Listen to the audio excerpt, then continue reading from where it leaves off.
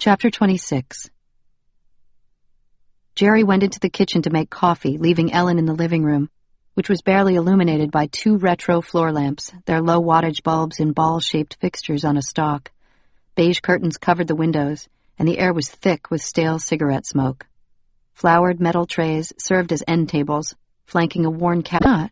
Ellen asked, and Jerry shook her head, the papers reflecting white on her face.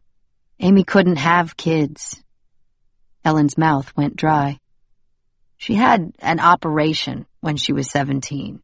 She had a problem with her ovaries. What was it called? Jerry paused a minute. One day she woke up in cramps real bad, so I knew she wasn't faking to get out of school. We took her to the emergency, and they said she had a twisted ovary, it was called. The ovary got all full of blood, and they had to take it out right away. They said she had almost no chance of getting pregnant. Ellen tried to process it. But not no chance. She still had one ovary left, right? Yeah, but they said it was what did they say? Unlikely she could have kids. But she had a child. I think if you take out an ovary, it affects the hormones. At least that's what they said. Something like that is all I remember.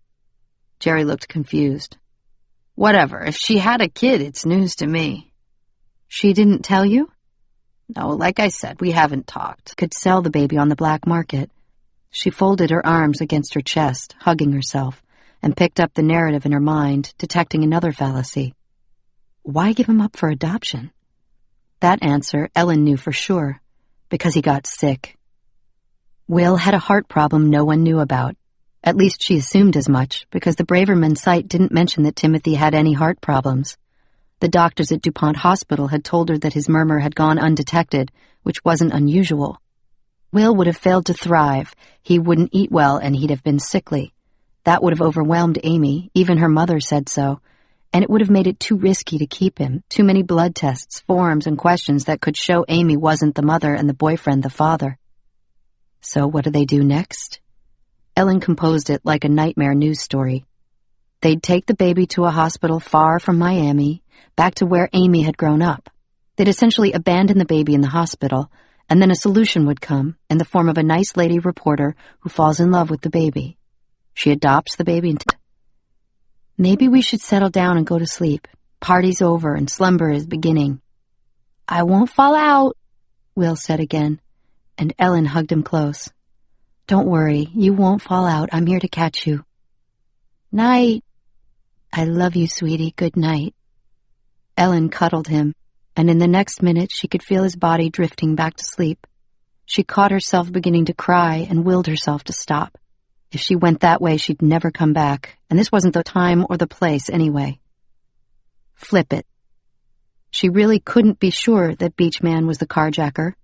A tracing couldn't tell anything with accuracy, and composites were based only on a verbal description. Lots of men had narrow eyes and long noses. If the composite was too unreliable to prove that the carjacker was Beachman, then there was no link between Will and Timothy. Ellen smiled in the dark, feeling a tiny bit better.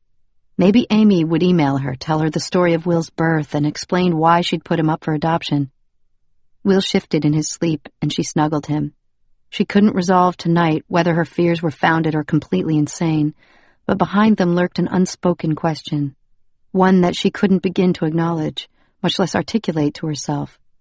It had been lurking in the back of her mind from the moment she'd seen the infernal white card in the mail.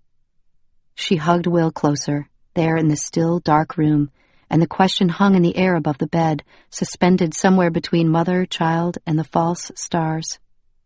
If Will is really Timothy, what will I do? Chapter 34. Ellen entered the newsroom the next morning, exhausted after only 2 hours of sleep.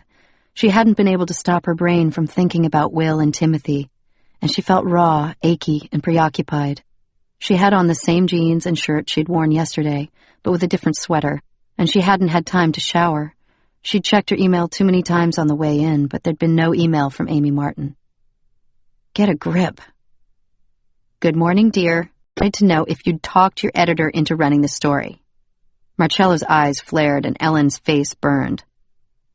You have no idea what I've been doing, so stay out of my business. I knew you wouldn't make the deadline. Sarah remained calm, but Ellen raised her voice. Your story is separate from mine." She couldn't stop herself from shouting, even though everyone had fallen into shocked silence. Her head was about to explode. "It's not your concern whether I make my deadline or not." "Beg to differ," Sarah sniffed. "I pitched the piece in the first place, and you're screwing it up. We're all ready. Why aren't you?" "Ladies, hold on." Marcello stood up behind his desk, raising his hands. "Everyone, please, give Ellen and me a minute." "Good luck," Sal said with a smile, plucking his coffee from the edge of the desk, and Larry followed suit, both of them edging past Ellen, who turned her head away when Sarah brushed by her, trailing perfume and adrenaline. After they had left, Marcello put his hands firmly on his hips. "Close the door, please," he said quietly. Ellen did, then faced for grown-ups, too. "Gotta go." "Why are you driving to Shortridge? It's only around the corner." "See you." Ellen shut the door, started the engine, and backed out of the driveway, giving a disappointed Mrs. Knox a last wave. "Mommy?" Will said from the back seat. "What?" "Connie doesn't like Mrs. Knox." "Really?" Ellen backed out of the driveway and adjusted the rearview mirror to see him. He looked stuffed into the car seat, immobilized. "Why not?" "Connie says Mrs. Knox is a busy. "A what?" Ellen steered the car down the street. "You mean a busybody?" "Yes," Will giggled. Ellen hit the gas. Hard.